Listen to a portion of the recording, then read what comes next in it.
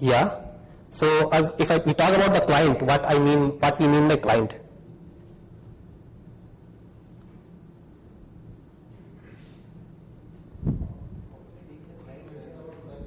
As of now, you have a target based on the open port. But what if you don't have any such target where the port is open? Other problem is, what if you are not allowed to go inside the network because there is some firewall or IPS device that will not allowing you to go inside the network. There is another attack vector that is normally basically works in most of the case when we talk about the botnets, when we talk about the intruding into the some other network. Normally the attack vector on those cases are basically a client-side exploit. What you do a kind of social engineering where you send us some mail, some link, something to the remote user. If we click on those links, on those mail or a PDF, they will open this PDF. What will happen? Once you click on those, it will automatically connect back to your server. On the might be port 80 because port 80 is normally allowed to everybody. So if I am not allowing you to come inside your network, you are allowed to go outside. What I will do, I will simply once send you a mail, and by chance if you click it, you are going to connect me on my Metasploit-ation, and I will get a shell of your machine. And that's why updates are very important. Number one. Number two, you should know what you are opening or what you are clicking on. Even if you have some suspicious like, okay, I should open it or not from genuine source, if you have updated one, it might possible that exploit or vulnerability will not work. So how I will represent the client-side exploit in the snaps? Sorry. When you are not the initiator, someone else is the initiator of an exploit, it will be a client-side exploit. It's just you listen on something passively and wait for somebody to exploit or to connect to you. So this is basically concept opposite to the previous one. That is what I call passive exploit. So there is some example, I will just show you one or two, and remaining again they take time and we don't have. So I will show you two. One is the browser autopan and exploiting PDF. I have one version of the PDF in my Windows already installed, not very much old I think, a quite latest one. If I have to just look into it,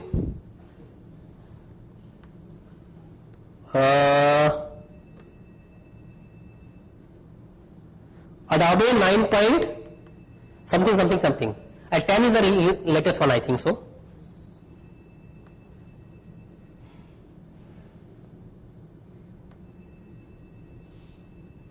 .3.4, not very older, I think so. 10 is something a new version.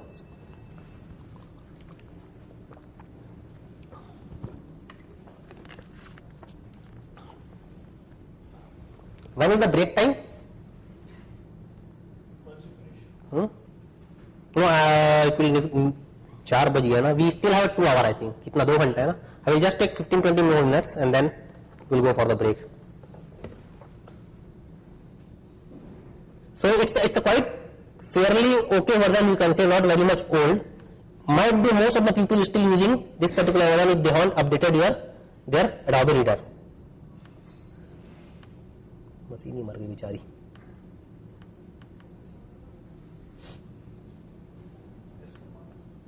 नहीं, थोड़ा slow है क्योंकि 3 ऊपर वो खोल कर रखे ना.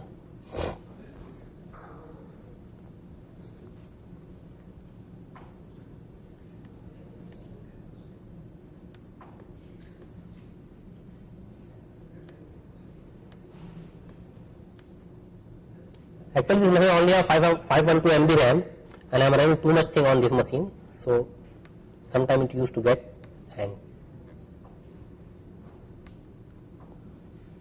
So I will just quickly show you a browser autopan in which what we will do, we will just use an auxiliary and listen on some specific port and send our link to the a victim. A victim will click on that link and that victim itself or browser itself will connect back to my machine or my instance.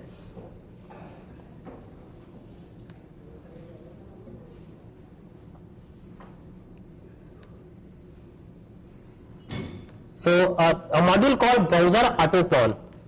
This is my module.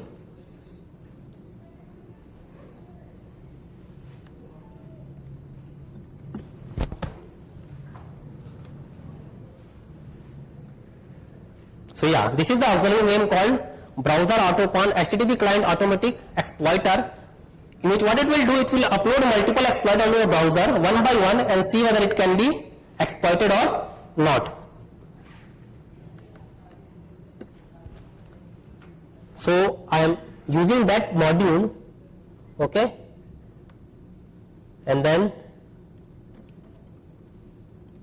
options, I have to set something. Basically in this case what is happening, okay, I have to set payload.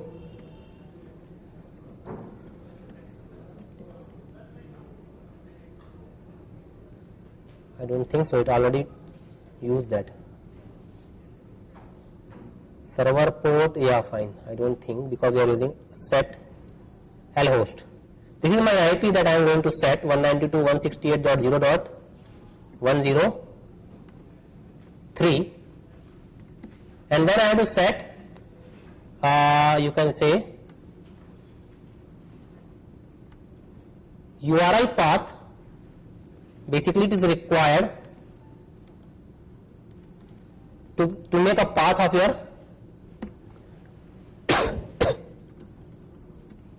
URL. So now I have all the fields. This is my local IP. This is my URI path class, and this server is going to listen on port number 8080. And now I will run this. It will upload, or it will do some exploitation module, and then whenever somebody will connect on this machine on port number 8080, suppose I send you one link saying that this link has something, please click on that link to see this. And if you click that link, let's wait to finish it. Yeah, it's got finished. No, not yet.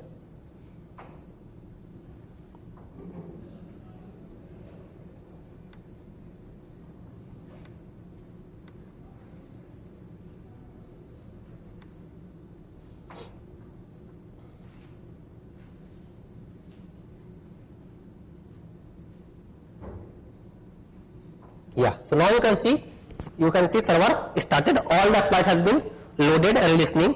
What I will do, I will just send a link. Suppose I send a link to somebody using different various way, and then I just told him to click on this particular URI 0.103:8080 like you normally used to get on the mails, and you connect it to that particular machine, and it is trying to do something.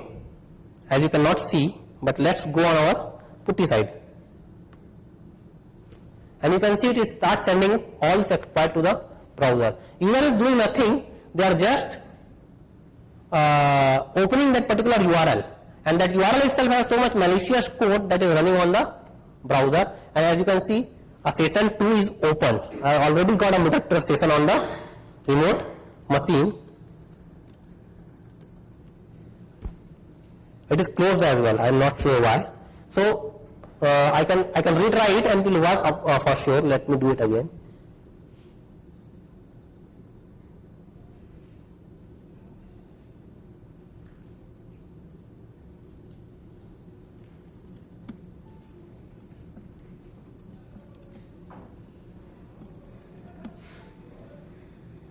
Session minus K.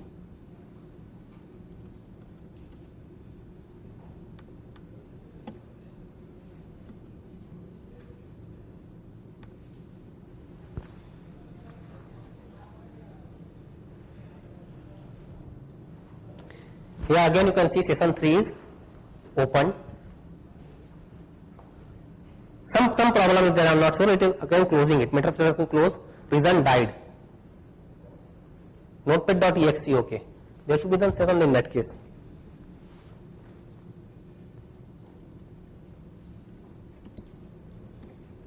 No. So it got died, but yes, that's how it works.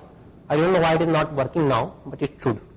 It is opening but getting died because of some issues. So that is how your client side exploit work. Other one is a PDF one. What I am going to do, I am just simply going to create a one PDF. This should work at least.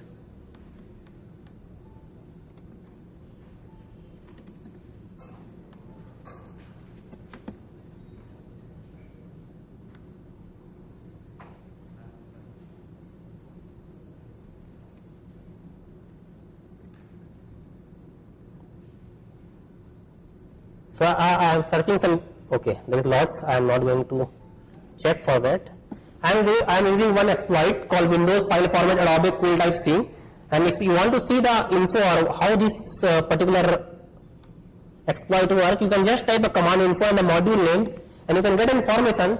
This works, it will create a file name called mss.pdf on some directory, blah blah blah file name, and it works for version 8.24 and 9.3.4 of the Adobe. So we have a 9.3.4 with us. So I should just create a one PDF here.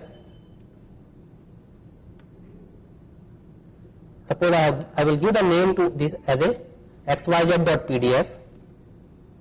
I will set up payload as a reverse TCP. In a client-side exploit, you always have to send a payload that will be basically a reverse TCP kind of, because a client is going to connect back to you.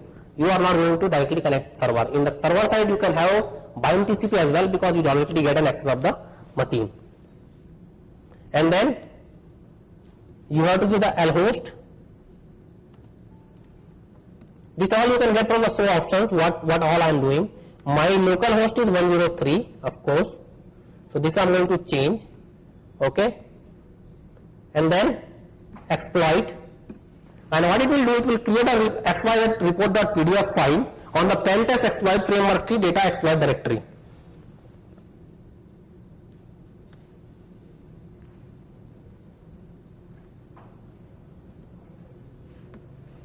So what I will do, I will just download this file somehow.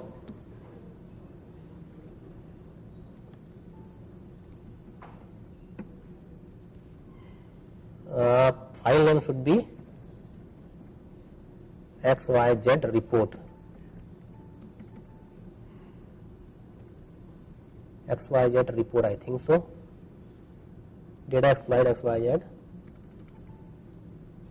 report.pdf. Why it is not taking?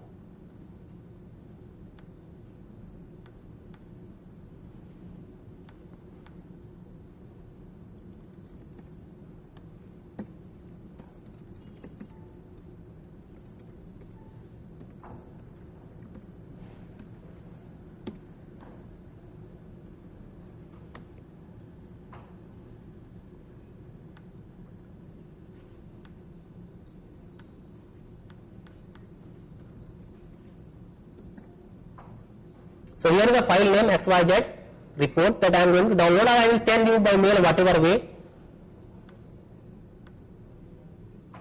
I saved it on the desktop, but problem is till now I have just created a PDF with the some payload that is going to execute on this machine. But how when it will connect, there should be something listener open. As of now, I just created a PDF using that particular exploit. There is no listener listening on my side. So next step what we will do is, we are going to open a listener on the server side.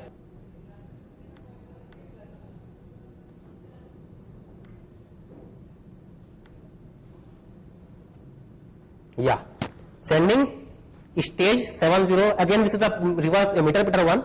So it is a kind of stages payload where it is sending the other payload while you open the PDF, and I got a 1 meter per session here while I open the PDF on the victim machine. And here you can say, sorry, I am inside the meter per cell. I don't know whether IP config work on this now. Yeah, it works. And it's my Windows machine 0.102. So I did nothing, just I send you one PDF with some data. You clicked on it and you got compromised, and you are connecting back to me, and you are giving me a full access of the machine. So that is what about client side exploit, and that's how it works. There is some other payload generation and backdooring exe. You can add your payload with the exe. Somebody will dial and click on that exe like notepad. It will get back connected to your machine. You can make a same kind of payload with the Linux backdoor as well. It's not like it always works on a Windows. If you have some installer on the Linux machine,